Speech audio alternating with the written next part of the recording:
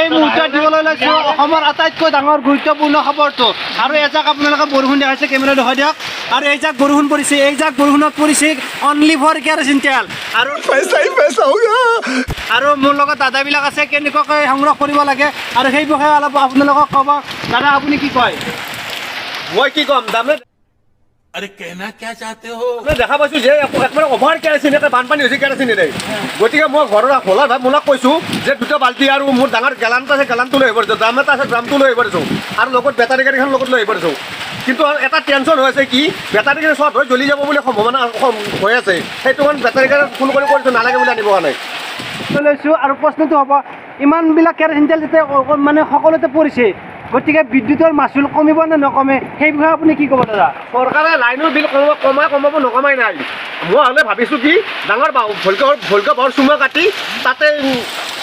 কাপোৰ চিৰা কাপোৰ সোপা দি কিনে সেই লাইট জ্বলাম বুলি ভাবিছোঁ भाई मज़ा आया और मैं ये जो मज़ा है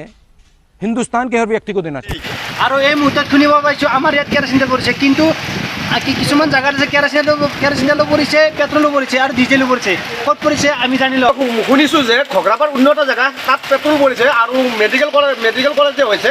তাত ডিজেল পৰিছে শুনি আছোঁ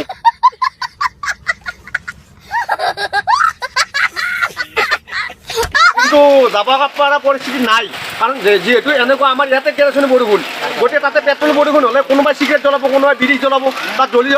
যোৱাৰ সম্ভাৱনা থাকিব পাৰে সেইটো কাৰণে মই যোৱা নাই